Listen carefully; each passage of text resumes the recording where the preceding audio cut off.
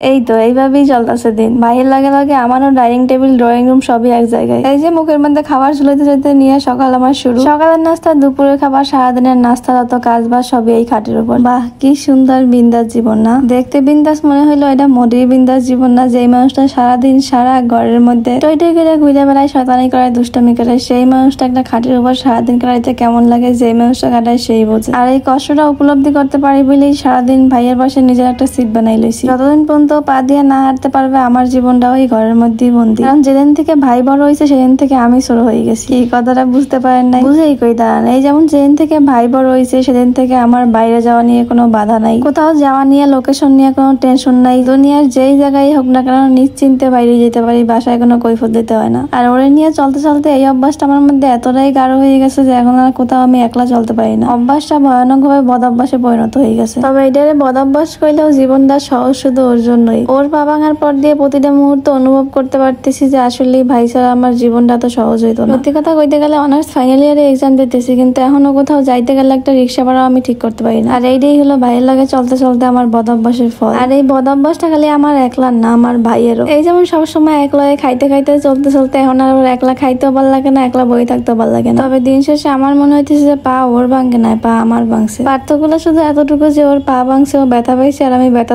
এই ঘরের মধ্যে দিন কাটাইতেছি। যাই নাই পা দিয়ে কবে হাঁটতে পারবে, কবে দাঁড়াইতে পারবে, কিন্তু যতদিন পর্যন্ত না দাঁড়াইতে পারবে, হাঁটতে পারবে, আমার জীবনও এরকমই চলতে থাকবে। জীবনের দায়িত্ব নেওয়াটা খুবই সহজ, কিন্তু দায়িত্ব পালন করাটা এতটাও সহজ না। তো যাই হোক, এই তো আমার সকাল, দিন, রাত, সন্ধ্যা এইখানে এইভাবেই কাটতে আছে। পরীক্ষা বাদে যে কয়দিন। সবাই দোয়া করবেন তাড়াতাড়ি সুস্থ হয়ে যায় এবং আমিও স্বাভাবিক জীবনে ফিরে আইতে পারি। তো টাটা।